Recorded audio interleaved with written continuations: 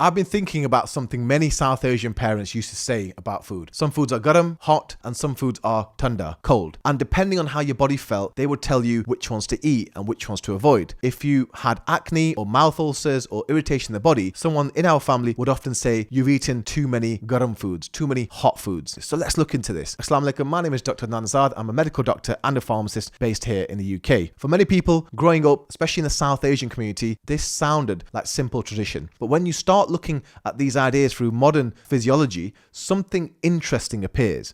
Now, many foods described as garam tend to stimulate the body. Spices like ginger and chili activate sensory receptors. Now, these receptors increase circulation and metabolic heat, which is why people often feel warmer after eating them. Some of these foods also increase digestive activity.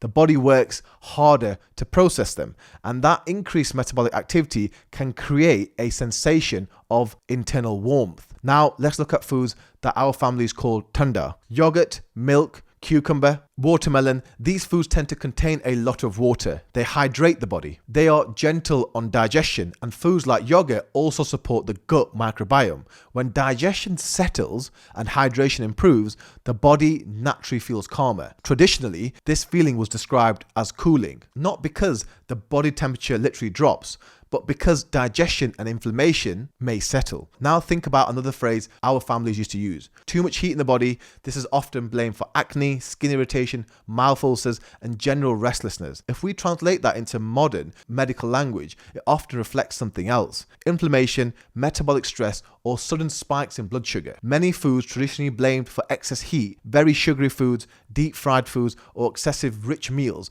can increase inflammatory signals in the body. So again, something interesting appears.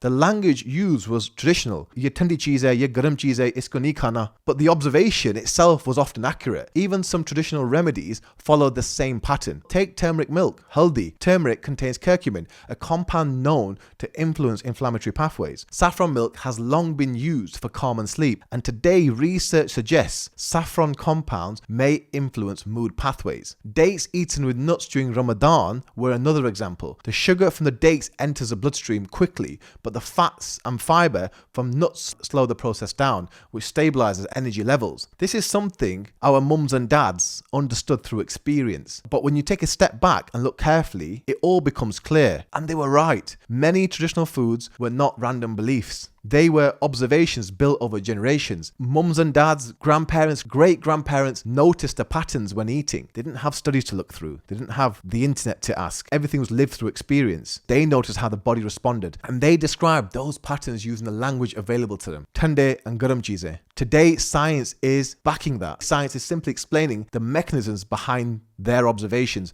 which means sometimes our parents were not just repeating tradition, they were sharing generations of practical nutritional wisdom. So what's the moral of the story? Please listen to your parents. I hope that helps. Take care. Assalamu alaikum.